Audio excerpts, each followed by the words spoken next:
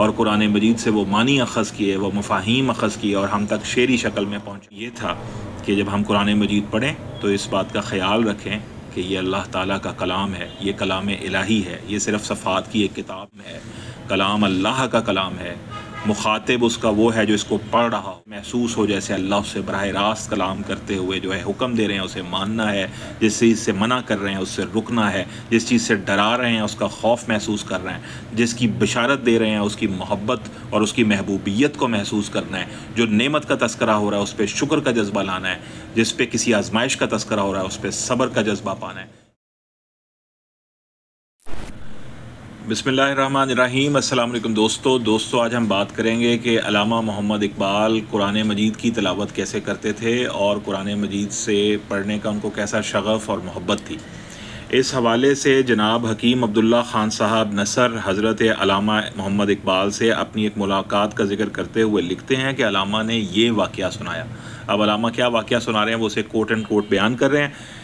وہ کہتے ہیں کہ علامہ اقبال نے فرمایا کہ میں جب سیالکوٹ میں پڑھتا تھا تو گھر کے ہر فرد کو والد گرامی کی یہ ہدایت تھی کہ وہ نماز فجر کے بعد قرآن مجید کی تلاوت کیا کرے، اور بھائی صاحب یہ اس زمانے کا معمول تھا۔ ہر مسلمان محلے اور گھر سے قرآن پاک کے ترنم کی آواز سامع نواز ہوتی تھی، چنانچہ میں بھی صبح اٹھ کر روزانہ بالالتزام قرآن پاک کی تلاوت کیا کرتا تھا۔ میرے والد ایک صوفی منش بزرگ تھے، چنانچہ وہ صبح دیر تک اوراد و وظائف میں مشغول رہتے اور فارغ ہو کر میرے پاس سے گزر جاتے۔ ایک دن صبح کو میرے پاس سے گزرے تو ہنس کر فرمایا کہ کبھی فرصت ملی تو میں تم کو ایک بات بتاؤں گا۔ میں نے اس کے بعد 2-4 مرتبہ تقاضا کیا کہ ابا جی وہ بات بتائیے، تو فرمایا جب امتحان سے فارغ ہو جاؤ گے تب بتاؤں گا۔ آگے علامہ کہتے ہیں کہ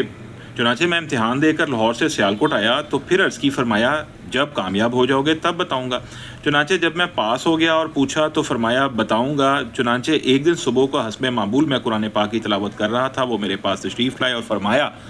بیٹا بات یہ کہنا تھی کہ جب تم قرآن پڑھو تو یہ سمجھو کہ یہ قرآن تم پر ہی اترا ہے، یعنی اللہ تعالیٰ تم سے خود ہم کلام ہے۔ عامت المسلمین قرآن شریف کو عادتاً نقالی سے پڑھتے ہیں اور سمجھتے ہیں کہ اس میں خدا ان سے ہم کلام نہیں اور نہ ہی وہ اس کے مخاطب ہیں۔ یا ایھا الناس اور یا ایھا الذین آمنوا کے مخاطب کوئی اور لوگ ہیں، اور یہ 1300 برس پہلے کا قصہ ہے جس کے نہ تو وہ مخاطب ہیں اور نہ اس سے ان کا کوئی واسطہ ہے۔ یعنی علامہ اقبال کہہ رہے ہیں کہ میرے والد صاحب نے کہا کہ عام لوگ جو ہیں وہ قرآن مجید کو ایسے پڑھیں جیسے وہ خود مخاطب نہیں ہیں، اللہ کریم ان سے کلام نہیں فرما رہے ہیں۔ اسی کا نتیجہ ہے کہ قرآن پاک کی بالالتزام تلاوت کے باوجود ان کا دل تاثیر سے خالی رہتا ہے۔ وہ کہتے ہیں یہ وجہ ہے کہ جب ہم کلام الہی کو کلام سمجھ کر نہیں پڑھیں گے کہ اللہ تعالیٰ ہم سے براہ راست کلام فرما رہے ہیں، ہمیں حکم فرما رہے ہیں،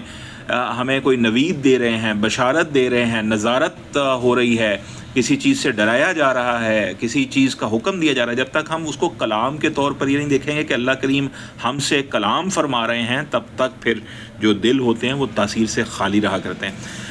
وفور جذبات سے یعنی بھرے ہوئے جذبات سے ڈاکٹر صاحب یعنی ڈائریکٹر علامہ محمد اقبال کی آنکھیں ڈبڈبا گئیں، رندھی ہوئی آواز سے فرمایا کہ والد گرامی کا یہ فکرہ میرے دل میں اترتا ہوا رگو پے میں حلول کر گیا اور اس کی لذت اب تک دل میں محسوس ہوتی ہے۔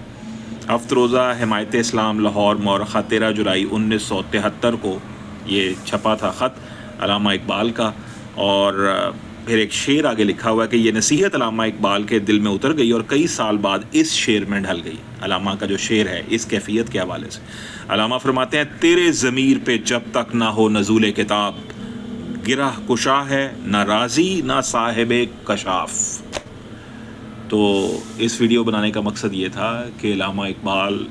نے قرآن مجید کو پڑھنے کا ایک جو پیٹرن یا اس کا ایک طریقہ کار جو وہ خود اپنے والد کے حوالے سے انہوں نے اختیار کیا اور قرآن مجید سے وہ معنی اخذ کیے، وہ مفاہیم اخذ کیے اور ہم تک شعری شکل میں پہنچائے، وہ یہ تھا کہ جب ہم قرآن مجید پڑھیں تو اس بات کا خیال رکھیں کہ یہ اللہ تعالیٰ کا کلام ہے، یہ کلام الہی ہے، یہ صرف صفات کی ایک کتاب نہیں ہے، کلام ہے، کلام اللہ کا کلام ہے۔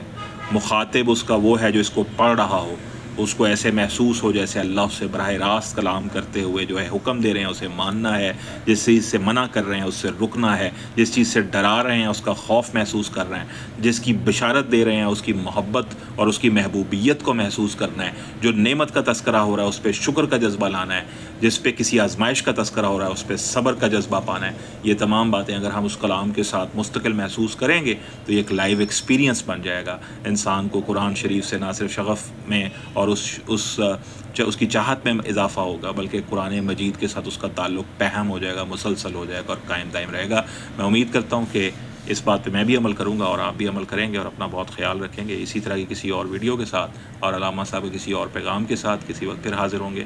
السلام علیکم۔